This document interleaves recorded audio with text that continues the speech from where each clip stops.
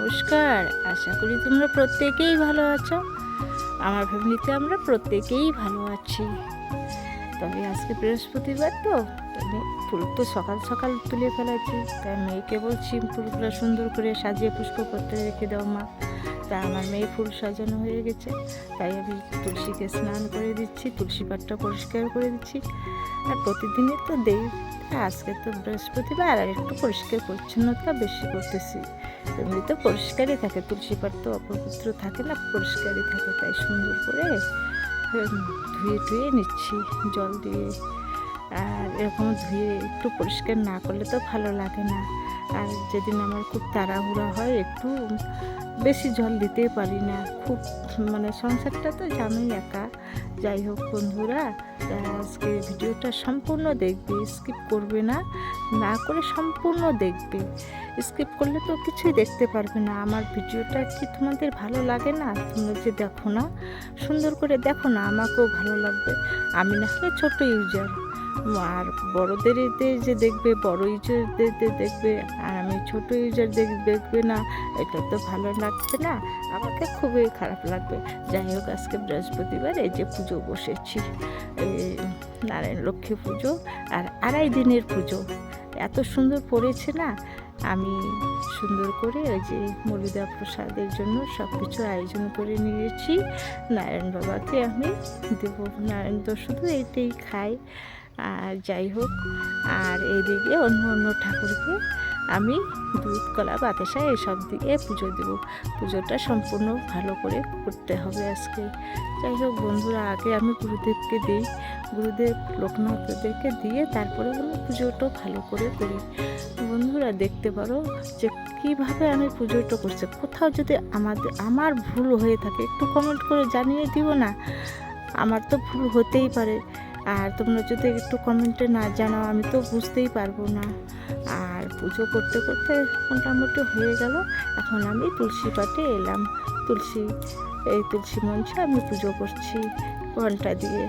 আর পুজো না করলে ভালো তো লাগবে না। এদিকে তো পুজো হয়ে গেল, আর পাশের বাড়ির বাচ্চাটা এসে বসছে, ওকে প্রসাদ দিয়েছি। ও সবসময় আসে আমাদের বাড়িতে, তো প্রসাদ হলে ওকে ফার্স্ট টাইমে ও আগেই আসবে, যে বাম্মা হয়ে গেছে, পূজা হয়ে গেছে, প্রসাদ হয়ে গেছে, এরকম করে আমাকে বলে। ও একটু থমকে থমকে কথা বলে, আমি একটু থমকে থমকে ওর সঙ্গে কথা বলি, অনেক কিছু বলে। আর ওর হাসিটাও ভালো লাগে। আর এদিকে এদিকে বিকেল তো হয়ে গেছে, 2.5 দিনে একটু আমি গীতা পাঠ করব। কীর্তন দিতে পারবো না, কারণ কীর্তনের লোকজন পাওয়া যায় না। আকাশটা ইতিমধ্যে এত খারাপ হয়ে আসলো না, আর কীর্তন দলকেও বলা হয়নি। আর আমার মেয়ে সুন্দর করে আমের চাটনি করতেছে, তাই না বন্ধুরা? দেখতে পারছো কত সুন্দর আমার মেয়ে চাটনি করতেছে। আমসত্ত্ব চাটনি, ঘরের আমসত্ত্ব আমার মেয়ে করেছে।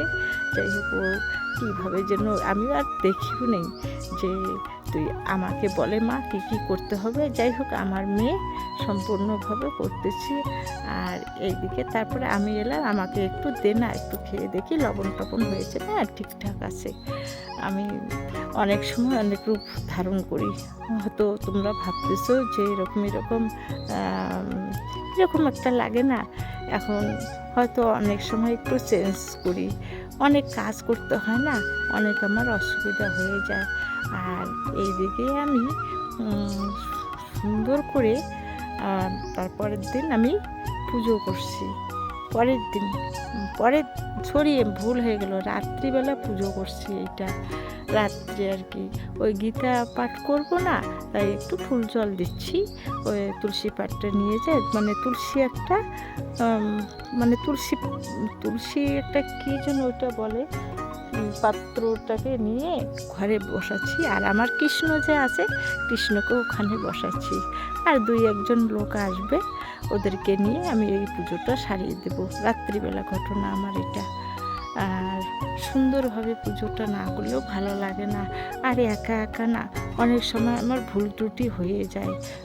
তাই পাশের বাড়ি আমার এক দেওর আসলো যে বৌদি এরকম এরকম করে করবে, তাহলে ভালো লাগবে। আমার হয়তো ভুলও হয়ে গেছে, যাই হোক আমার ভুল হতে হতে ওরা একটু যদি বলে তাহলে আমার সংশোধন হয়ে যাবে। প্রথমে আমার ভুল হয়ে গেছে, যাই হোক আমি এখন একটু গীতা অধ্যয়ন করতেছি। আর অনেক সময় ভুল হয়ে যায়, ভুল ত্রুটি হলে আমার একটু কমেন্ট করে জানিয়ে দিবে গীতার কোথায় ভুল হলো। একটু ভুল হলে সংশোধন করে দিলে খুবই ভালো লাগবে। আমি তো অত কিছু জানি না, কারণ আমি শাস্ত্র নিয়ে বেশিক্ষণ থাকি না, আর সংসার জীবন না আমার, সেই জন্য অত শাস্ত্র নিয়ে থাকি না। আর আমাকে একজন গীতা দান করেছে, এই গীতাটা নিয়ে অনেক সময় থাকি। যেদিন আমি একটু সময় পাই সেদিন আমি একটু গীতাটা অধ্যয়ন করি।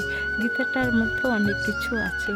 যাই হোক বন্ধুরা, দেখতেই থাকো আমার ভিডিওটা। আমার ভিডিওটা না দেখলে তোমাদেরকে কিচ্ছু ভালো লাগবে না, কোনো কিছুই ভালো লাগবে না। গীতায় অন্য কিচ্ছু না আমার ভিডিও। আর এদিকে একজন আমার বাড়ির পাশে একজন এসে গেছে, উনি আমার সম্পর্কে অনেক কিছু হয়।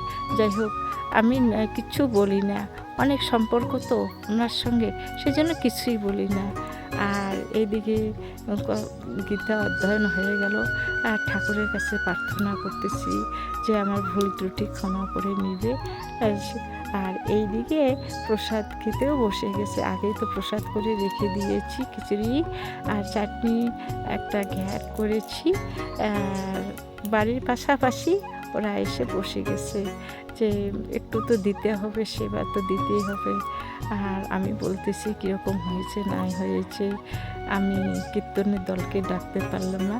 এই যে ছেলেটাকে দেখতেছেন, ও খুবই কৃষ্ণ ভক্ত, ও আমাকে অনেক কিছু বলে দিল যে তো বৌদি তোমার এখানে এখানে ভুল হয়েছে। আমি কই ঠিক আছে, আর তুমি যেদিন গীতা অধ্যয়ন করবেন সেদিন আমাকে ডাক দেবেন। আর এই যে পাশের বাড়ি, এই যে উনি বসেছে, ওনার সম্পর্ক আমার অনেক কিছু। তো এসে বললো কাকি তুমি যদি গীতা অধ্যয়ন করো তবে আমাকে আগেই বলবে। ঠিক আছে আমি বলবো, এরকম করে বলতেছি। অনেক কিছু খেতে বসে অনেক আর কথা হয়ে গেল, এদিকে খাওয়া হয়ে গেল। তারপর আরও আসছে, ওদের খাওয়ার পর আবার আসছে দুইজন এসে বসে। এই ছেলেটার নাম হচ্ছে শুভ মহন্ত, ও খাচ্ছে। পাশের বাড়ি আর একটা ছেলে আছে, আরও আছে। আর দুইজন তো রাস্তায় এলোই না, মানে এত লজ্জা পায়, মানে আমাকে দেখে সেই লজ্জা পায়। যাই হোক বন্ধুরা, আমার ভিডিওটা একটু দেখতে থাকো। সিম্পল শুধু খাওয়া দাওয়া। আমার ভিডিওটা যদি ভালো লাগে থাকে লাইক শেয়ার কমেন্ট করে জানিয়ে দিবে, তবে আমাকে ভালো লাগবে।